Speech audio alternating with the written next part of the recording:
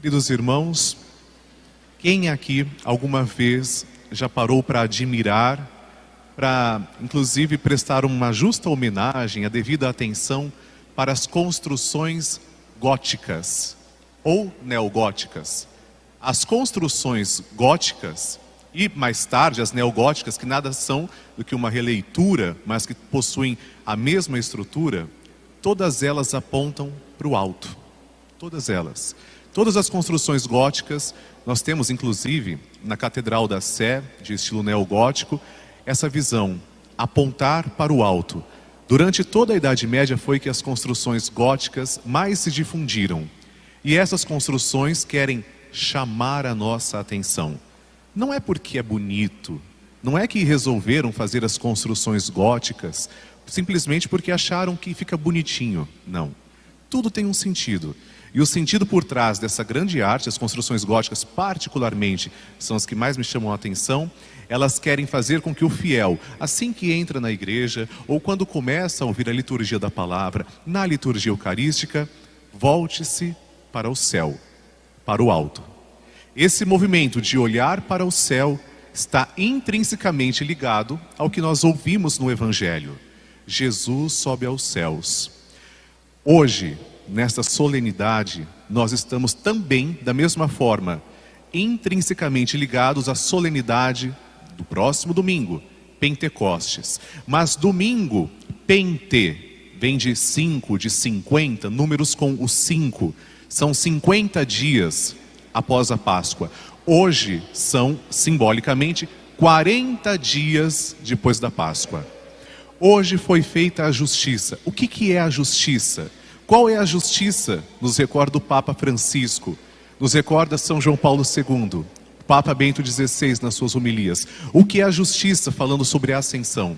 A justiça é, não que Jesus literalmente fosse erguido para o alto, para se afastar de nós, não. A justiça é dar a Deus o que é de Deus. Qual seria a maior justiça? A justiça é que, depois de ter cumprido tudo o que ele deveria ter cumprido, Jesus, nosso Senhor, voltasse para a realidade que ele é de direito. Ele não é deste mundo. Ele disse a Pilatos: não sou deste mundo. Também no Evangelho de São João, que de todos os evangelhos é o evangelho mais teológico. Quando estudamos Cristologia, nós não estudamos o Evangelho de São João, só o Jesus de Nazaré, o Jesus histórico. São João é aquele que aponta Jesus também, que veio do alto. O Verbo se fez carne, ele desceu e habitou entre nós. Ora, qual é a justiça maior do que Jesus voltar de onde veio? Veio do céu. E o céu para nós muitas vezes é compreendido como algo distante, algo que está acima literalmente das nossas cabeças. Mas hoje é preciso crescer mais na fé. Para as crianças é muito fácil a gente explicar que o céu é uma realidade acima, superior. Mas nem nós conseguimos explicar o céu, nem a nossa teologia é capaz de fazer jus ao que os céus representam. Mas antes de tudo, o céu não é um lugar. O céu é uma realidade de espírito. É um estado de felicidade perfeita, como se nós imaginarmos uma felicidade imensa que não se acaba nunca. Nem essa realidade multiplicada por 1 milhão se compara ao que é o céu na verdade. O céu é o verdadeiro estado de espírito que nós somos convidados, somos criados para isso. Você é chamado para isso. Deus te criou para isso. Acontece que no meio do caminho houve obstáculos, houve desobediência, houve o pecado original. Portanto, compreendamos. Primeiro ponto. Hoje foi feita a justiça. Jesus volta para o local ou a realidade que ele é de direito. Sentar-se à direita de Deus Pai Todo-Poderoso. Segundo ponto. Por que subir aos céus? Vocês perceberam que no Evangelho os apóstolos ficaram parados, olhando Jesus subindo, e 2 homens de branco mostram para eles: por que vocês estão parados olhando para o céu? Ou seja, por que ficar parado, literalmente parado e não fazer nada? Vão ficar só olhando? Hoje a igreja é chamada a não ficar olhando para o céu parada. Sabe para onde nós temos que olhar? Para o horizonte. Isso sim, porque agora é o tempo da igreja. Jesus cumpriu toda a sua missão. A ascensão do Senhor, nessa solenidade, vem nos mostrar que Jesus cumpriu tudo, desde o mínimo detalhe, o menorzinho deles, até o último. Jesus, depois de ter feito tudo por nós, agora volta aos céus, só que nós devemos continuar a missão de Jesus. E um duplo sentimento tomou conta do coração dos discípulos. Aqueles discípulos que ficaram parados, eles não estavam entendendo o que estava acontecendo.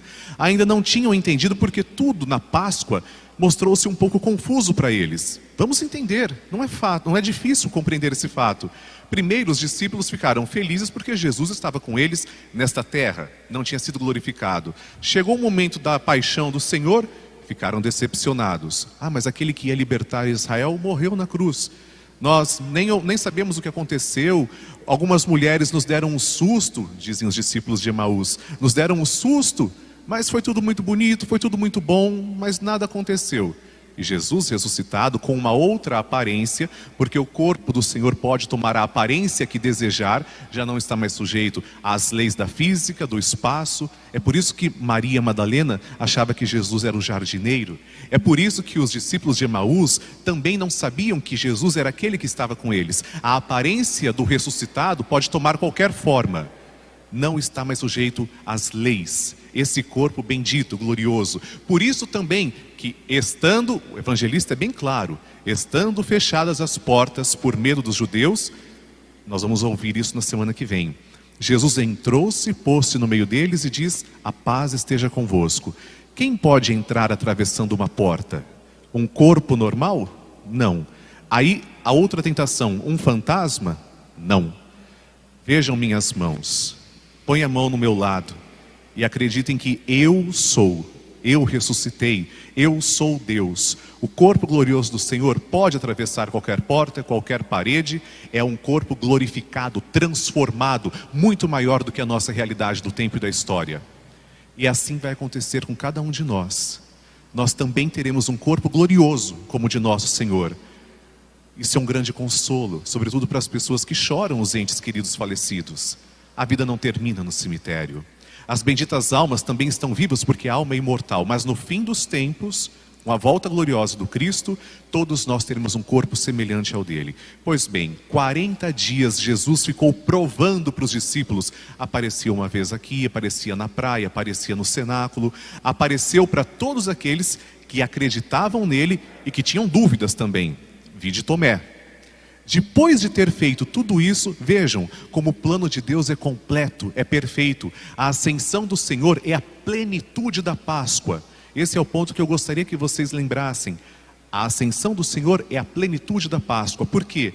Depois de ter mostrado que venceu a morte, nós nos alegramos muito com o domingo de Páscoa.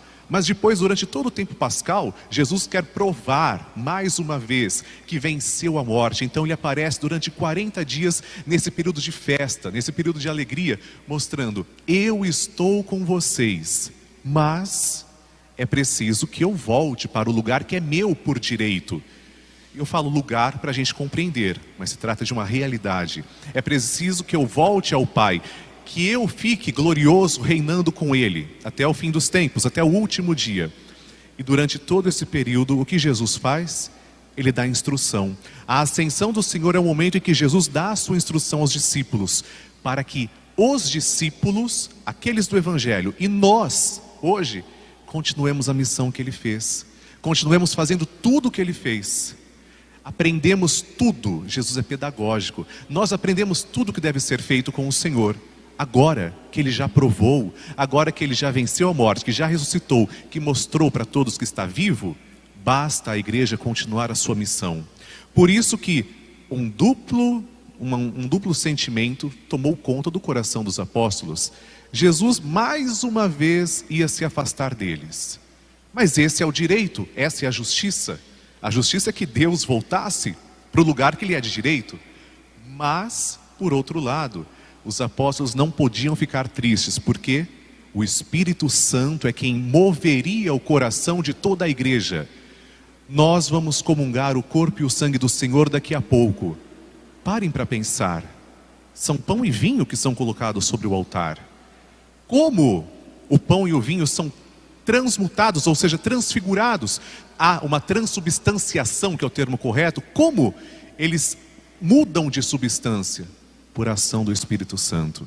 Tantas pessoas querem ver milagres, sinais. Nós presenciamos milagres todas as santas missas, quando há uma transubstanciação do corpo e do sangue do Senhor. Quem é que muda? É o Pai? É o Filho? É o Espírito Santo que santifica a terra, é o Espírito Santo que age nos sacramentos, é o Espírito Santo que perdoa os nossos pecados, é o Espírito Santo que muda o pão no corpo de Cristo, é o Espírito Santo que muda a uva e o fruto da uva, da videira, no sangue do Senhor. Hoje, caríssimos irmãos, nós somos chamados a aprender com São Lucas. Aliás, hoje aconteceu algo que é muito raro na liturgia. Reparem, a primeira leitura foi tirada de Atos 1 a 11. Atos foi o segundo livro escrito por São Lucas. E Lucas fala, depois de ter feito um estudo de tudo o que aconteceu de maneira organizada, eu quero relatar para ti, ó Teófilo. Teófilo significa amigo de Deus, as coisas que aconteceram. E no Evangelho, o diácono muito bem proclamou, nós vemos o que? A conclusão do primeiro livro.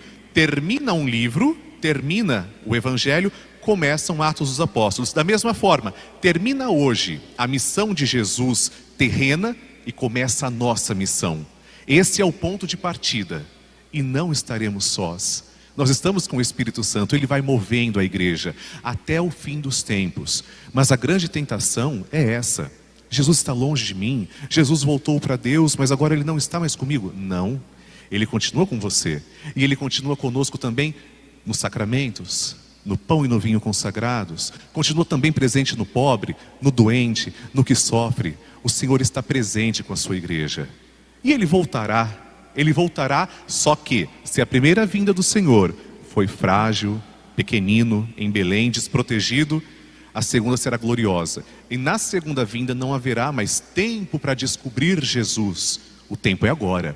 Esse é o tempo que nós temos de comunicar. Amanhã, dia das comunicações, nós temos que comunicar Jesus. E aquele que ama Jesus de verdade não quer guardá-lo para si. Ele quer anunciar, quer partilhar, quer dizer para o outro a boa nova. Qual é a maior nova da humanidade, a maior notícia? Ele ressuscitou. Como isso é possível? Porque Ele é Deus. Hoje, amados irmãos, nos Atos dos Apóstolos, nós temos ali o exemplo perfeito.